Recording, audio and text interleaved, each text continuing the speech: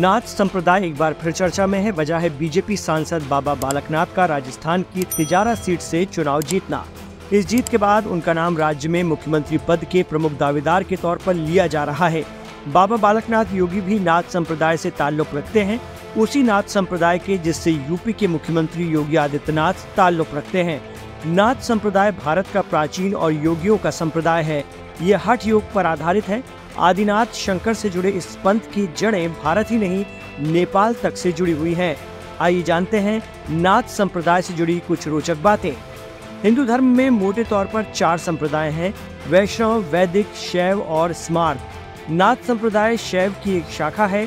भगवान शंकर को इस संप्रदाय की परंपरा शुरू करने वाला माना जाता है। इसके बाद कई गुरु रहे, जैसे गोरखनाथ और महाराष्ट्र में भगवान दत्तात्रेय। इसका मौजूदा स्वरूप गोरक्षनाथ यानी योगी गोरखनाथ ने दिया, जिन्हें भगवान शंकर का अवतार माना जाता है। इस पंथ वालों की योग साधना पतंजल विधि का विकसित रूप है। देश भर में इस संप्रदाय के कई मठ हैं। आर्थिक तौर पर ये संप्रदाय और इसके मठ काफी संपन्न हैं। इनके जरिए शिक्षा से लेकर धर्म तक कई काम किए जाते हैं। ये सामाजिक कल्याण से जुड़े कामों में भी जुड़ा रहता है। गोरखपुर स्थित गोरखनाथ धाम मठ की पीठ को इस संप्रदाय की अध्यक्ष पीठ मानते हैं, लिहाजा इसका प्रमुख देश भर में नाथ संप्रदाय का अध्यक्ष होता है, जो इस समय योगी आदित्यनाथ हैं। इसी तरह हरियाणा के रोहतक में मस्तनाथ पीठ को उपाध्यक्ष पीठ का दर्जा हासिल है। गोरखनाथ को नेपाल के राजा प्रधान गुरु के रूप में मानते रहे हैं। यहाँ पर उनके बड़े बड़े प्रतिष्ठित आश्रम हैं। नेपाल की राजकीय मुद्रा पर भी गोरख का नाम है। इस संप्रदाय के योगियों के मुख्य अंग योगासन, नाड़ी ज्ञान, षटचक्र निरूपण और प्राणायाम द्वारा समाधि की प्राप्ति है। इस पंथ के योगी या तो जीवित समाधि लेते हैं या फिर शरीर छोड़ने पर उन्हें समाधि दी जाती है। वे जलाए नहीं जाते। माना जाता है कि उनका शरीर योग से ही शुद्ध हो जाता है, उसे जलाने की आवश्यकता नहीं। इस संप्रदाय में मांस आदि तामसी भोजन का निषेध है। योगी भस्म भी रमाते हैं, परंतु भस्म स्नान का एक विशेष तात्पर्य है।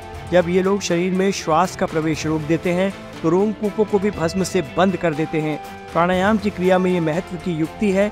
नागपंथी भजन गाते हुए घूमते हैं। प्राचीन समय में इस संप्रदाय के संत भिक्षाटन कर जीवन यापन करते थे। वो परंपरा कुछ हद तक अब भी कायम है। उम्र के अंतिम चरण में इस संप्रदाय के संत किसी एक स्थान पर रुककर अखंड धूनी रमाते हैं। कुछ नाथ साधक हिमालय की गुफाओं में चले जाते हैं। अब जानते हैं बाबा बालकनाथ के बारे में। बाबा बालकनाथ अलवर की तिजारा विधानसभा सीट से जीते हैं। बाबा बालकनाथ को राजस्थान का योगी भी कहा जाता है। इसके पीछे उनकी इमेज है। बालकनाथ रोहतक पीठ के महंत हैं। इस जगह नाथ संप्रदाय के अनुयायी भारी संख्या में हैं। ग्राउंड पर भी इसकी झलक मिलती है। नाथ संप्रदाय ने स्कूल और कॉलेज तक बनवा रखे हैं। कई चैरिटी संस्थान चलते हैं। अगर बाबा बालकनाथ को सीएम पद मिला तो राजस्थान के साथ साथ हरियाणा में भी पार्टी को काफी ज्यादा फायदा हो सकता है।